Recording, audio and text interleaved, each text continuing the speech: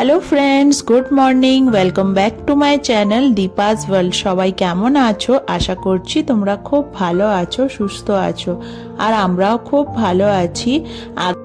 আগের থেকে আমার শরীরটা একটু ভালো আছে। ঘড়ির কাঁটায় এখন বাজে 8:30। আর দেখো আমি সকালবেলায় উঠে পড়েছি। আজকে যেহেতু রবিবার, আর আজকে হলো রথযাত্রা। তো সবাইকে জানাই শুভ রথযাত্রা। তো তোমরা আজকের দিন বলবো কি, মানে এই কটা দিনই তোমরা খুব ভালোভাবে আনন্দ করে কাটাও, তোমাদের যেন রথটা ভালো কাটুক। তো দেখো আমার ছেলেও উঠে পড়েছে, আজকে তাড়াতাড়ি সানডে বলে কথা। তো পাপার সাথে বাজার প্রতিদিনের মতন আজকেও তোমাদেরকে সঙ্গে নিয়ে আমি আমার সকাল থেকে ব্লগটা স্টার্ট করছি। তো তোমরা দেখতে থাকো আর সাথে থাকো। তো আজকে যেহেতু রথযাত্রা, তো দেখো সকালবেলা আমি তেমন সকালে ওঠা হয়নি, তাও উঠে আগে বাসি কাজগুলো সব সেরে নিচ্ছি। প্রতিদিনই তো সেরে নিই, তাও আজকে একটু তাড়াতাড়ি সেরে নিচ্ছি, কেননা আজকে যেহেতু পুজোর একটু ঠাকুরকে মালা টালা দেবো, তো সেই জন্য। তো দেখো এইখানে আমাদের বাইরে কি বলো তো আছে, অনেকই কৃষ্ণ মন্দির আছে, সেইখানের থেকে রথ বার করে, তারপর পুজো হয়। কিন্তু দেশের মতন এতটা আনন্দ হয় না। রথে দেশেতেই বেশি মজা, বেশি আনন্দ লাগে। কি সুন্দর রথ দেখতে যাব এই দিক ওই দিক। আমার বাপের বাড়ির ওই দিকে রথ খুবই ভালো হয়, প্রচুর মেলা হয়, জিলিপি পাঁপড় কি না বিক্রি হয়। আর এইখানে দেখো তোমাদের সাথে কথা বলতে বলতে আমার সমস্ত বাসি কাজ সারা হয়ে গেছে। আর এইখানে আমি ব্রেকফাস্টটাও বানাতে চলে এলাম। আজকে ব্রেকফাস্টে বানাবো অনেক দিন ধরেই, মানে আমরা সবাই বলছি যে অনেক দিন এগরোল খাওয়া হয়নি, তো এগরোল বানাবো আজকে। তো আমাদের রথের দিন আজকে প্রথম দিন, তো নিরামিষটা পালা হচ্ছে না। তো সেই জন্য ভাবলাম চলো, যেহেতু পালা হচ্ছে না, তো এগরোলই বানানো হোক ব্রেকফাস্টে। এইখানে দেখো আমি একবারে ভালো করে ময়দাটা মাখিয়ে নিয়ে একবারে লেচিটাও কেটে নিয়েছি, আর একসাথেই তারপর শসা, পেঁয়াজ আর কাঁচা লঙ্কা কেটে নিয়ে এইখানে দেখো আমি একবারে সব একসাথে, যেহেতু 6টা লেচি হয়েছিল, তো একবারে সব বেলে নিয়েছিলাম। বেলে নিয়ে একবারে সব একসাথে ভেজে নেবো ডিম দিয়ে প্রথমে, তারপর তোমাদেরকে আগের প্রসেসটা দেখাচ্ছি। দেখো প্রথমেই আমি ভালো করে সেঁকে নিচ্ছি তেল দিয়ে পরোটাটা। তো তোমরা অনেকেই তো জানো, তো আমি কিভাবে বানাচ্ছি ভাবলাম যে তোমাদের সাথে শেয়ার করি।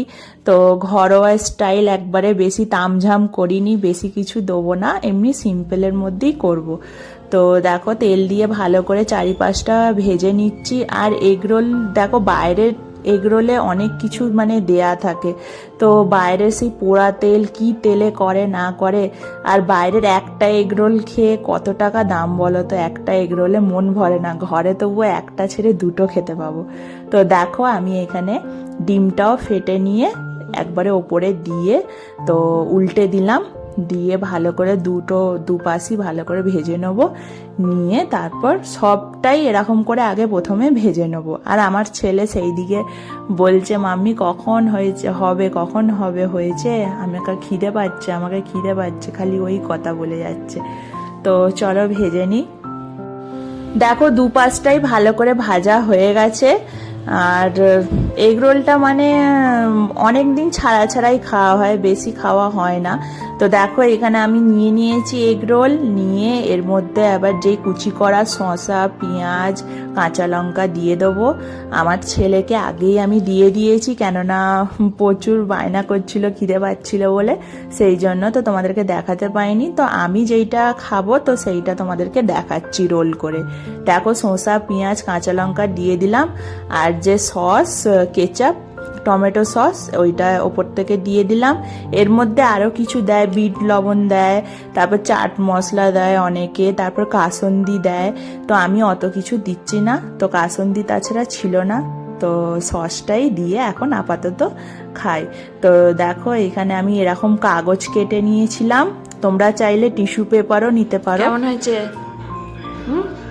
ভালো টেস্টি হয়েছে। এই দেখো খাচ্ছে, ভালো হয়েছে। এইদিকে দেখো,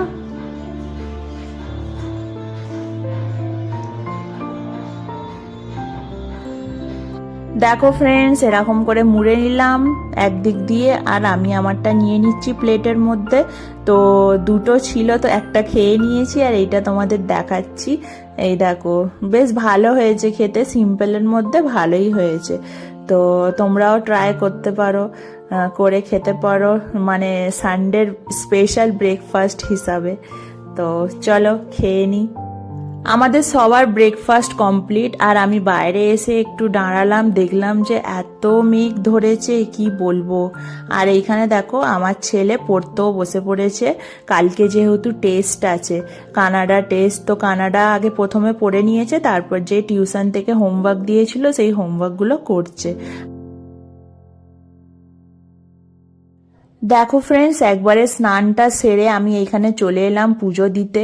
তো আজকে যেহেতু রথযাত্রা, তো আমার কাছে তো সেরকমভাবে মানে নেই জগন্নাথ, বলরাম আর সুভদ্রার কোনো রকম মানে নেই। তো আমি এরকম পিকচারকেই মানে স্নান করাবো। তো এইরকম হলো চলে। তো মনের ভক্তি হলেই সব কিছু হয়। তো ভগবান বলে যে মানে কোনো কিছুর দরকার নেই, মনের ভক্তি হলেই হলো। তো যাই ঠাকুর হোক না কেন, জগন্নাথের এরকম পিকচারে তো আমি ভাবলাম যে না, এই পিকচারেতেই আমি স্নানটা করাই। তো একবারে একসাথে সুভদ্রা, বলরাম আর জগন্নাথ আছে, তো সাথে গোপালকেও স্নান করাবো। তো গোপালকে পাশে বসিয়ে রেখেছি। দেখো প্রথমেই আমি মধু দিয়ে ভালো করে মাখিয়ে দেবো, আর আমি যা যা করছি আমার ছেলেকেও আমি সে তাই করতে বলছি। মধুটা দেখো মাখানা হয়ে যাওয়ার পর যেই আমি 5 রকম যে দুধ, দই, ঘি, তারপর মধু, গঙ্গা জল, তুলসী পাতা, ফুল দিয়ে যেই জলটা রেখেছিলাম, সেই জলটা দিয়ে জগন্নাথকে স্নান করাবো। তো দেখো করাচ্ছি, আমার ছেলেকেও বললাম যে তুমি ধরো, তুমি শুদ্ধ না, আমরা দুজনই স্নান করাই। তো দেখো প্রথমে ওইটা দিয়ে স্নান করিয়ে তারপর সাদা জল দিয়ে করিয়ে দিচ্ছি, তারপর চন্দনের লেপ লাগিয়ে দিচ্ছি।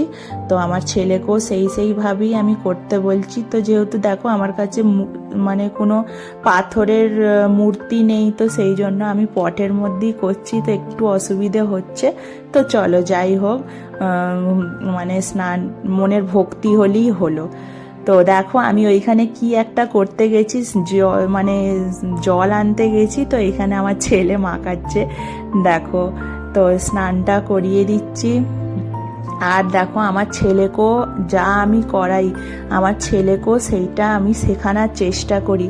দেখো ছেলেরা তো মায়ের কাছ থেকেই সব শেখে নাকি, যা আমি শেখাবো এখন থেকে তার শেষ মানে সেই জিনিসটা আমার ছেলে বা ছোট বাচ্চারা সেই জিনিসটা ভালো করে শিখবে। মায়ের কাছেই হলো সব কিছু।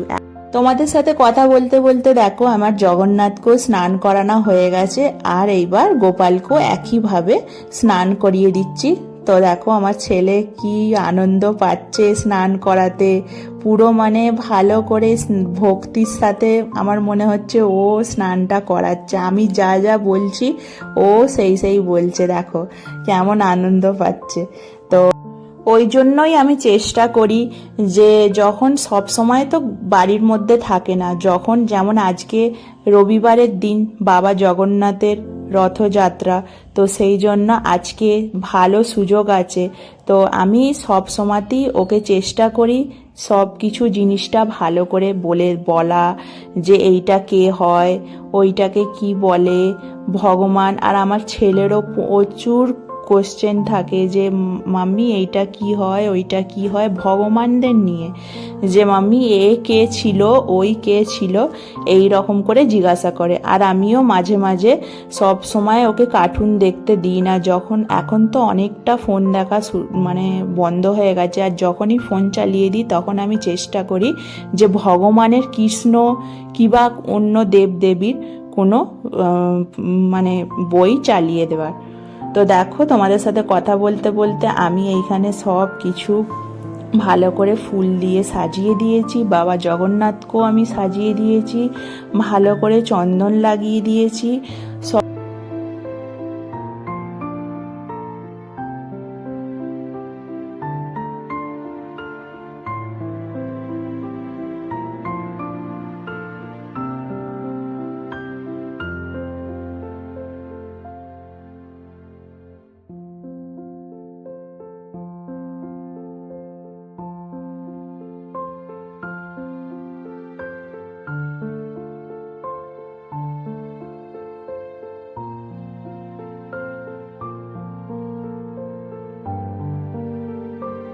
পুজোটা দেওয়া আমার কমপ্লিট হয়ে গেছে। তো এইখানে দেখো একবারে চলে এলাম রান্নাঘরে।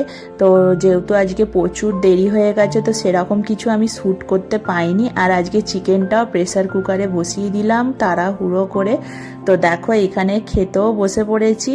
আর আজকে সিম্পল, বেশি কিছু মানে মশলা বেশি কিছু দিচ্ছি না। তোমরা হয়তো দেখে চিকেনটা বুঝতেই পারছো যে বেশি মানে রং হয়নি। তো হালকা করেই করেছিলাম, যেহেতু আমার জ্বর ছিল তো বেশি রিচ খাওয়াটাও তো ভালো নয় সব সময়। দেখো ফ্রেন্ডস, অনেকটাই দেরি হয়ে গিয়েছিল, দুপুরে প্রায় 3:30 বেজে গিয়েছিল। তো সেই জন্য আর কিছু শ্যুট করিনি। তো দেখো একবারে সন্ধেবেলা সন্ধে দিতে চলে এলাম। আমার হাজব্যান্ড আজকে প্রথম রথ, তো জিলাপি এনেছিল। তো জিলাপি গোপাল আর জগন্নাথের জন্য তুলে রেখে দিয়েছিলাম, আর আমাদের জন্য এই তো। আর আমি একবারে ভোগ লাগিয়ে দিলাম জিলাপি দিয়ে, সন্ধে দিয়ে একবারে আমি খেতে চলে এলাম।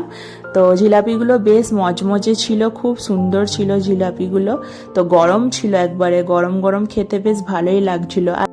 তেমন কিছু শ্যুট করা হয়নি। তো একবারে দেখো আমার ছেলে রাতের খাবার খেয়ে নিচ্ছে। তো এখানে আমি আর কিছু খাইনি, জিলাপি খেয়ে পেট পুরো ভর্তি ছিল। তো চলো ফ্রেন্ডস, আবার তোমাদের সাথে দেখা হবে। Tata, bye bye.